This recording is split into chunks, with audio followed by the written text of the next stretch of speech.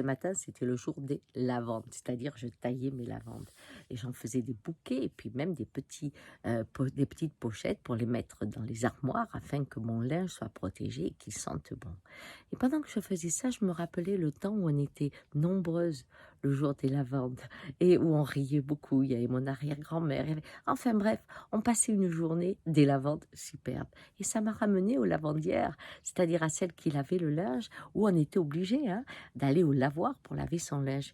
Et là, il y a une thèse, une étude qui a été faite, comme quoi, après avoir fermé les lavoirs, puisque l'eau arrivait aux maisons, eh bien, il y a eu des dépressions. Pourquoi? Parce que c'était pas un lieu où on ne faisait que laver le linge ensemble, on parlait. D'où après l'expression sûrement on lave son linge sale en famille, parce qu'on savait qu'au lavoir, tout allait être dit. Vous comprenez?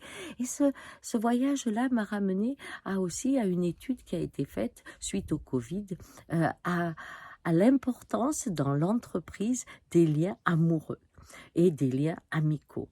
Quand c'est un lieu où on échange, où on a des aventures ensemble dans l'expérience du travail, et il rejoint tête, cœur, corps, c'est-à-dire faire des choses ensemble qui permettent à un moment de réunir des couples dans l'amour. Le Covid a ouvert le monde de l'écran. On fait des calls maintenant. Bien, il va falloir penser que c'est un lieu comme les lavoirs qui peut entraîner une détresse parce qu'on ne sait plus comment se rencontrer. La rencontre nécessite, pour une grande partie, bien sûr, il y en a d'autres, elles se font autrement, mais pour une grande partie, la rencontre se fait avec une expérience, quelque chose qu'on fait ensemble. On construit un mur ensemble, on fait des tartes ensemble ou des confitures, on fait quelque chose, un travail. Et dans une association, on se bat pour quelque chose. Le fait de faire ensemble quelque chose crée des liens de révélation de l'autre et autorise justement cet accouplement d'amitié ou d'amour.